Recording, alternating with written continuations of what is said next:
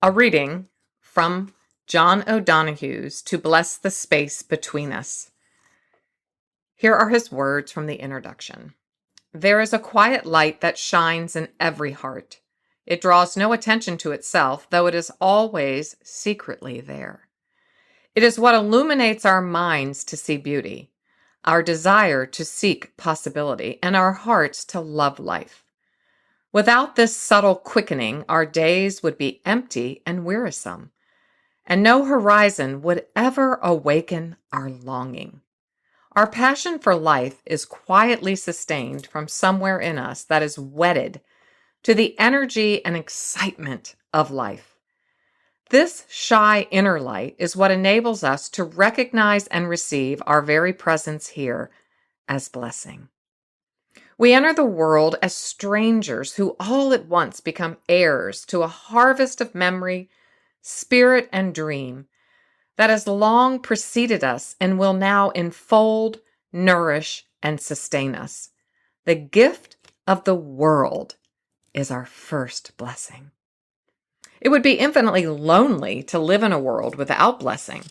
The word blessing evokes a sense of warmth and protection. It suggests that no life is alone or unreachable.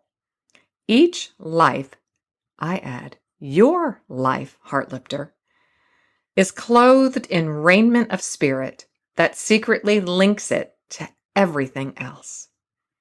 Though suffering and chaos befall us, they can never quench that inner light of providence. Lean in here. While our culture is all gloss and pace on the outside, within it is too often haunted and lost. The commercial edge of so-called progress has cut away a huge region of human tissue and webbing that held us in communion with one another. We have fallen out of belonging. Consequently, when we stand before crucial thresholds in our lives, we have no rituals to protect, encourage, and guide us as we cross over into the unknown. For such crossings, we need to find new words. What is nearest to the heart is often farthest from the word.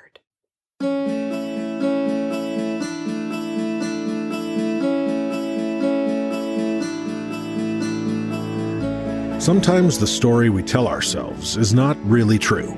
Sometimes the story others tell about us is not really true.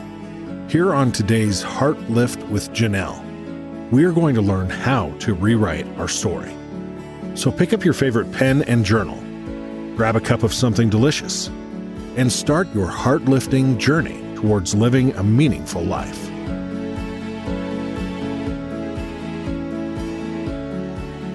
Welcome to today's Heart Lift with Janell. I'm so happy to be back with you.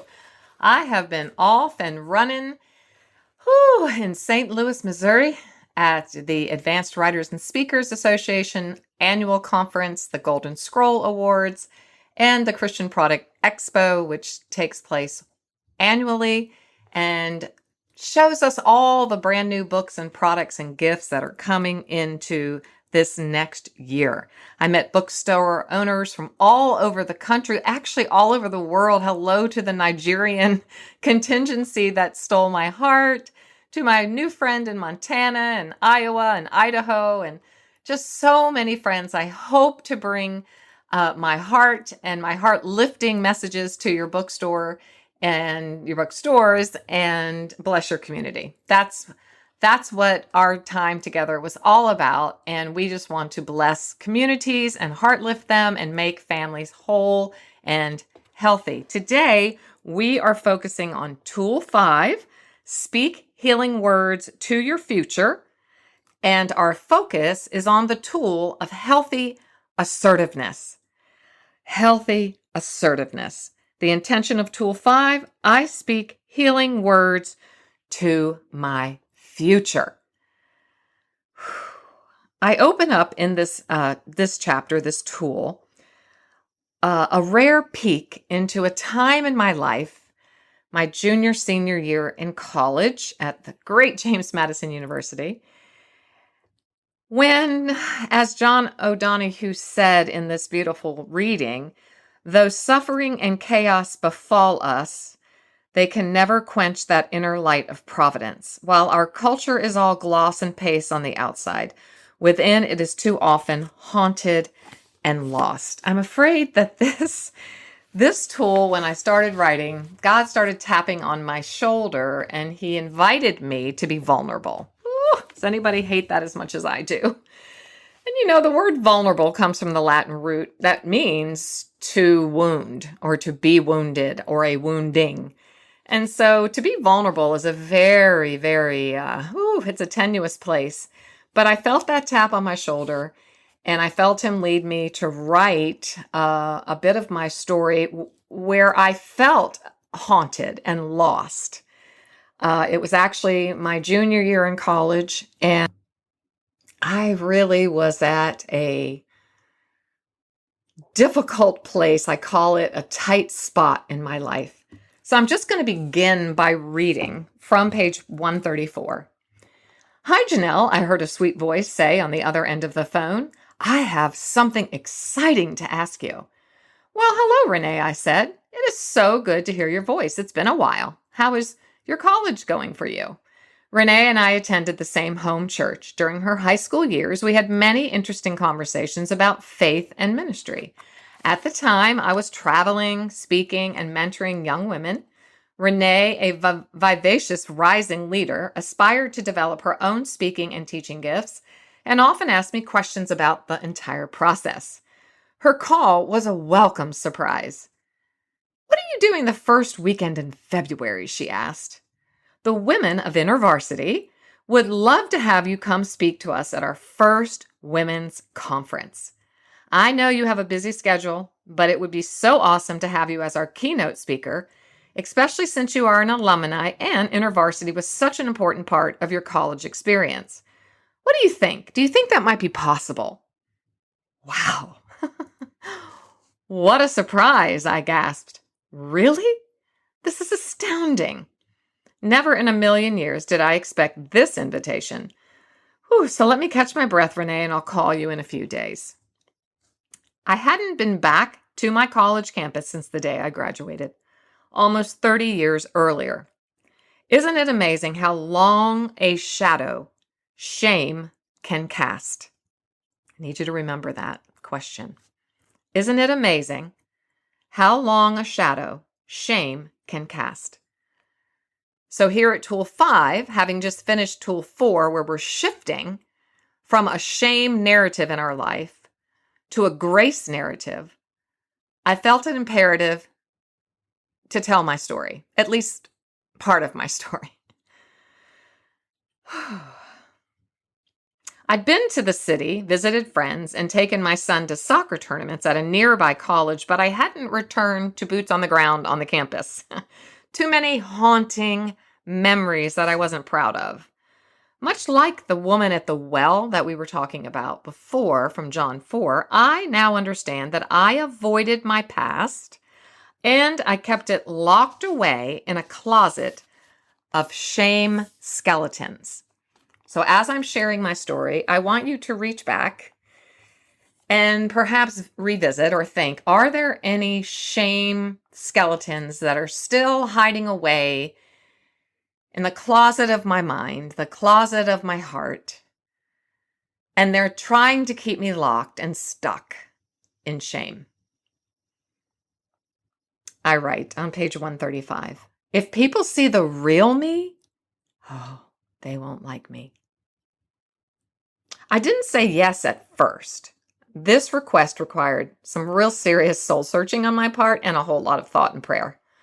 On the one hand, standing in front of hundreds of collegiate women thrilled me.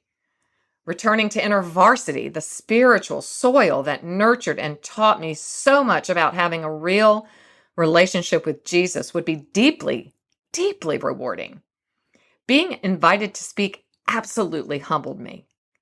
On the other hand, bearing my soul in front of hundreds of collegiate women scared me to death. So I'm holding fear in one hand and passion in the other. Tell my story? Be vulnerable? Unlock a closet of sleeping skeletons? Let people see the real me? Are you kidding me? Tell the whole truth and nothing but the truth, so help me God? I'm really not sure I'm up for that kind of transparency challenge. That's going to be the subtitle for this conversation we're having today on Tool 5, Speak Healing Words to Your Future. I am throwing out to you, dear Heartlifters, a transparency challenge. Sometimes sharing our story is both riveting and really scary. You have to hold one in one hand and one in the other. It's like holding joy and sorrow, peace and pain. Days passed. I couldn't think of anything else. My husband and I prayed. I talked to my closest confidants. I even scheduled a session with my counselor. And most importantly, I sat quietly before God.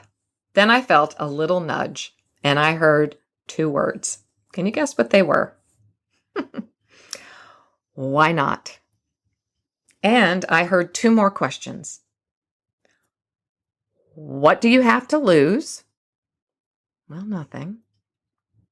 And what do I have to gain? Well, everything.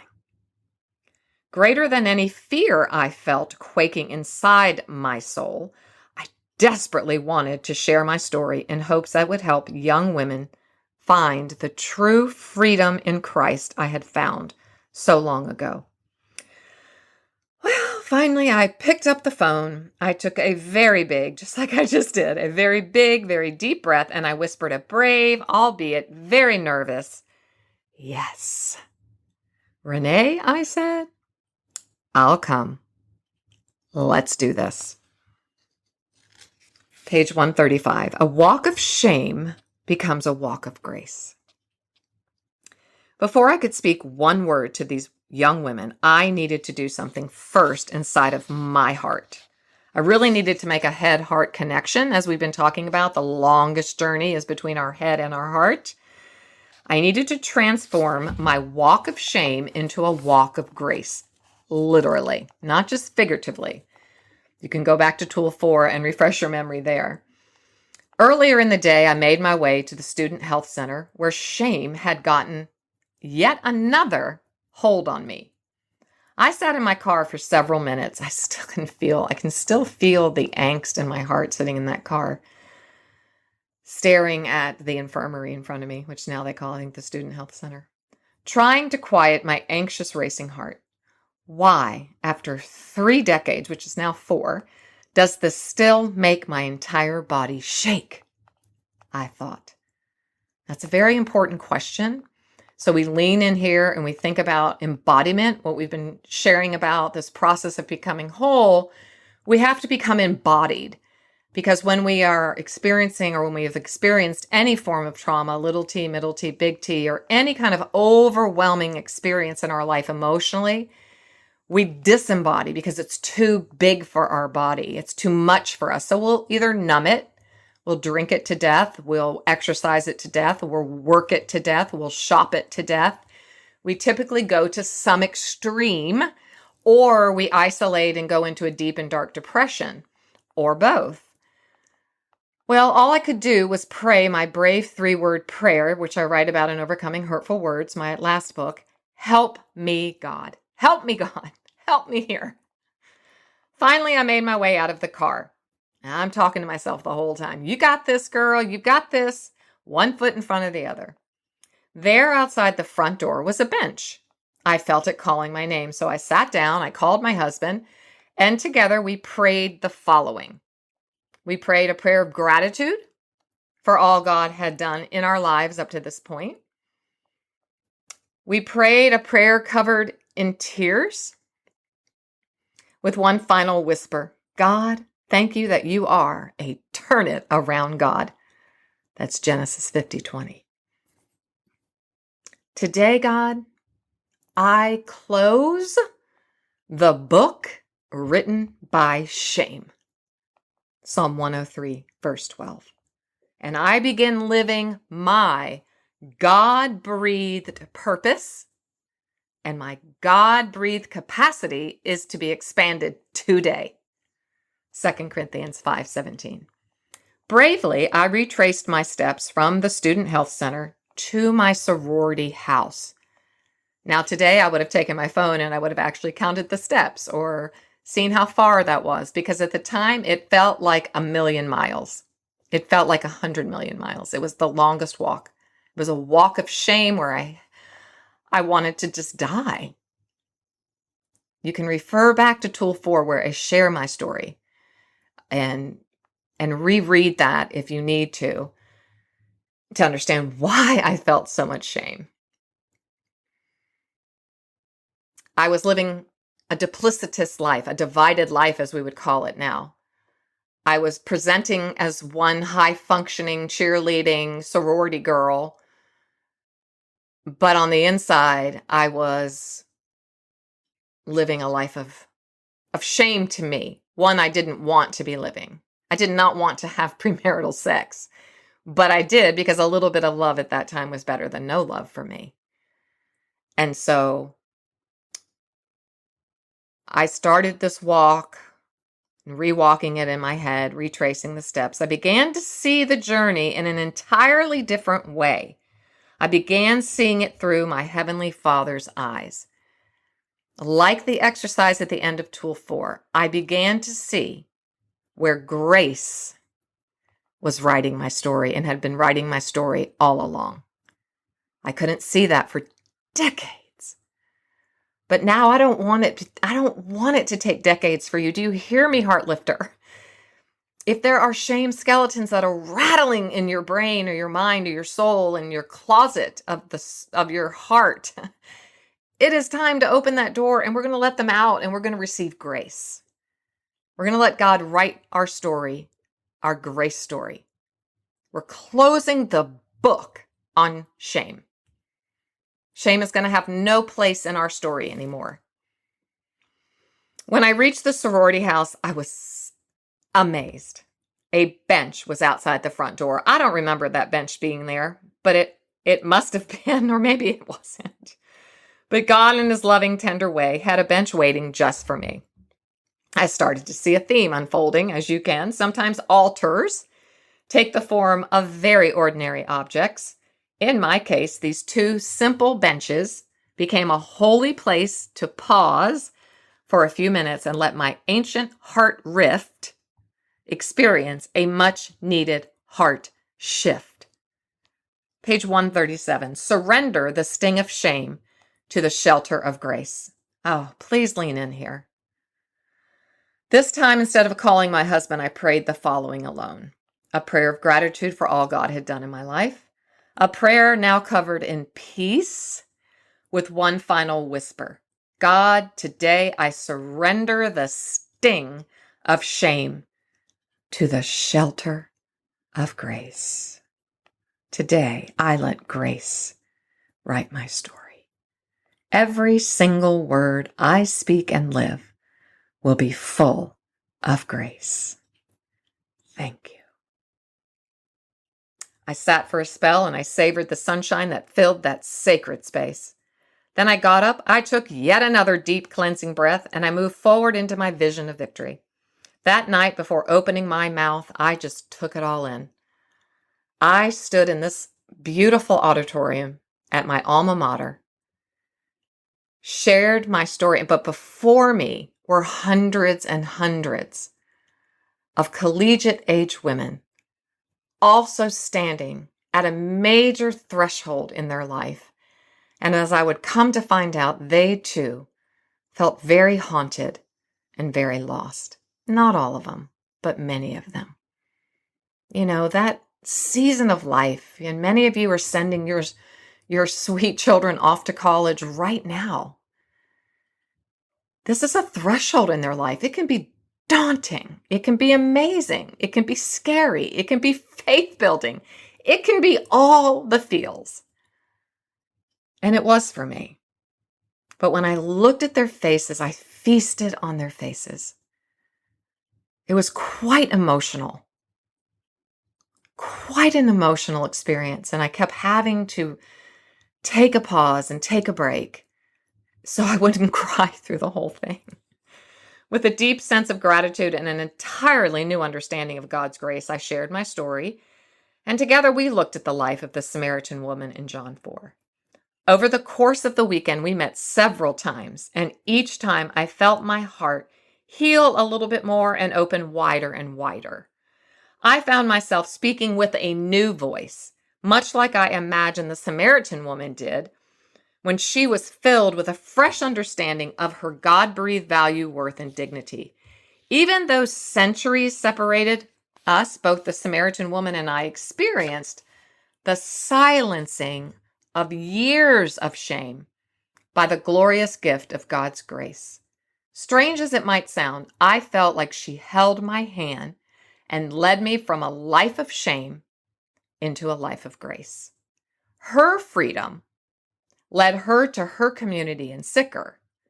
My freedom led me to my alma mater. Much to my amazement and sincere joy, the words of my story flowed like living water. I bared my soul. I was vulnerable. I let the skeletons out one by one. I accepted the transparency challenge thrown down at my feet. God said, share your story. Share your story, Janell. Let the skeletons now out and let them dance. Let them dance like nobody's business over the grave of shame. Whew, please, this is for you today.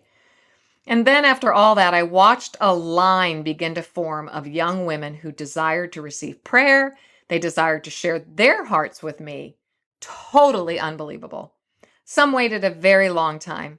The ordinary carpet of the ordinary conference room floor took the metaphorical form of an ancient well. Still gets me. We sat on the floor and talked for hours. One by one, they awakened to shame's shrewd, subtle tactics, and they learned to shelter in the gracious presence of God's love. I looked through their eyes and into their souls and felt so deeply and profoundly connected. What an honor, I thought. What a privilege to stand and sit with these young women at the spiritual intersection in their lives. The essence of pain became the fragrance of freedom. I go on to tell the story of a few days later. I was sitting at my dining room table, my kitchen table. I was grading papers because I was a junior in high school writing and literature teacher at that time. And dinner's bubbling on the stove. I'm really exhausted from the weekend, but my phone rings. And so I pick it up and I hear this. Janell, the voice whispered. I'm Heather, and I heard you speak this past weekend at James Madison at JMU. I couldn't believe your story. It is now my story. I am living your story, Janell, right now, and I'm so scared. I don't know what to do. I hope you don't mind that I called, but I just didn't know where else to turn. Thank you for giving us your number. I can't believe I gave them all my phone number. I could hear her crying and knew this phone call required a great deal of courage. I heard her say 4 words. The same 4 words of shame that I had spoken decades before. I think I'm pregnant. Okay, I said, her words an echo from my past. Take a deep breath and tell me more. I'm here for you. I then took my own deep breath, quickly assuming a listening between the lines posture. I closed my computer, I took my glasses off, I got real serious, closed my eyes, and I silently prayed for the right words to speak to her sweetheart. Go ahead, I said, I'm listening. She shared her story. She was on edge because the young man, who she believed was the father, was on his way over to be with her as she took the pregnancy test. It was only one time. I can't even believe I let this happen to me. What is wrong with me? I am so stupid. I know better. Oh, she said, he's here. Please pray for me. I prayed and told her to call me back as soon as she had taken the test. About an hour passed and she called. The test was negative. We talked for a while longer. I said, remember the woman we talked about this past week? And I asked. The woman from Samaria who met Jesus at the well. He offered her a new way of living her life. Now, Heather, he's offering you the same. I said, it seems that negative is now part of your new narrative, as it was in my life so long ago. Take some time. I know how overwhelmed you must feel. Breathe deeply. I believe there will be a time for you to also share your story down the road, and I can't wait to hear how it unfolds. And Heather, I added, please remember you have value, worth, and dignity. Maybe like me, you've had the wrong plans and purposes, the wrong dreams, and even the wrong mindset. Culture has a strong voice, Heather. And sometimes without even knowing it, we believe that voice. It takes courage to swim against the tide. It takes courage to believe in your values and live them out. Take the time to reflect deeply on what just unfolded and sit at the ancient well with Jesus. Allow him to speak to your heart right now, right here, at this very critical time in your life. And I believe in time you will see your future through his eyes. I hung up the phone in awe of God's compassion and love. We don't always get a second chance to revisit the regrets of our past. Poet and author David White expresses this beautifully in his essay, Regret. Regret is a short, evocative, and achingly beautiful word, an elegy to lost possibilities. To admit regret is to understand we are fallible, that there are powers in the world beyond us. Fully experienced, regret turns our eyes, attentive and alert, to a future possibly lived better than our past. You know, that's the whole secret of Tool 5, Healthy Assertiveness, is to really understand and know our value, worth, and dignity. Now, many of you might think, why is that so shameful to you, Janell? Why was it shameful to Heather? Well, because I had a value in my life. I had grown up with values, with faith. And I remember my best friend and I, making a commitment to one another. Now, I didn't grow up in a evangelical home. I grew up in a lovely, beautiful Catholic home. My mom was a devout Catholic. I grew up in the church, catechism, all of those things. And there just was innately something inside of me that didn't want to have premarital sex before I got married. My best friend and I would talk about it. We don't want to do that. We want to be pure. It didn't have anything with a purity ring, or I hadn't gone to conferences about it. My mom never talked to me about it. Nobody ever did. It was just an innate, inherent value that I had. And yet I didn't know I had value, worth, and dignity. I did not have secure attachment. As you know, I didn't grow up with a father who was emotionally attached to me. He was detached. He was absent. So I just had a void in my life.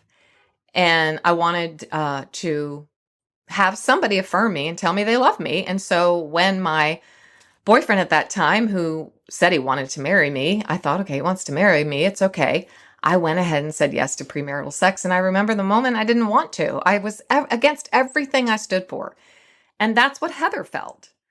And so then to find out that, oh, perhaps I am pregnant, well, that was right there was a moment in my life of facing lost possibilities. I wanted to be Miss America. I wanted to be a professional dancer. I wanted to be a television broad. I had dreams. I had big dreams. Now, perhaps the test had been positive. Well, I know God would have turned that around, and he would have made that baby would have been mine, and I would have taken care of that baby, and it would have been what I was called to do, I suppose. It would have turned around for good. But at the time, it was lost possibilities, and that is all I could see.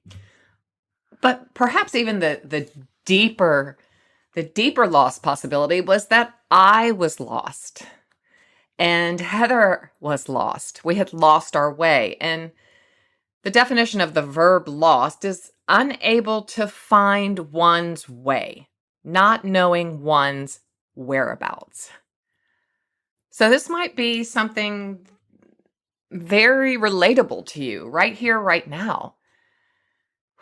I know that even within this global pandemic, I have felt very lost, very unable to find my way, not knowing my whereabouts.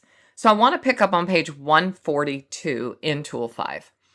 In Callings, Finding and Following an Authentic Life, author Greg Lavoie writes, saying yes to the call tends to place you on a path that half of yourself thinks doesn't make a bit of sense, but the other half knows your life won't make sense without. This latter part, continually pushing out from within us with a centrifugal force, keeps driving us toward authenticity, against the tyranny of fear and inertia and occasionally reason, against terrific odds, and against the knocking in our hearts that signals the hour. Sometimes, now I'm writing, as in the life of the Samaritan woman, the call of Jesus just won't make any sense at all. It just doesn't make any sense. There'll be half of us that go, this is crazy, but the other half knows our life won't make any sense without it. But deep down, the Samaritan woman, and I'm going to add myself and I'm going to add Heather, knew that the words of Jesus were truth and that we all had to follow him. The Samaritan woman came to Jacob's well to draw a pitcher of water. Instead, she met a man who offered her living, Zao-filled water, Z-A-O, from which she drew a newfound sense of self. Now, I'm always talking in parallels and in relatability here. Think about a time where where Jesus met you. You had a Jesus encounter and it changed everything. Maybe you're here again right now today. I know that I am. We never stop needing a Jesus encounter. The Samaritan woman returned and reclaimed her true essence, that true essence of her Genesis 2:7 beginning.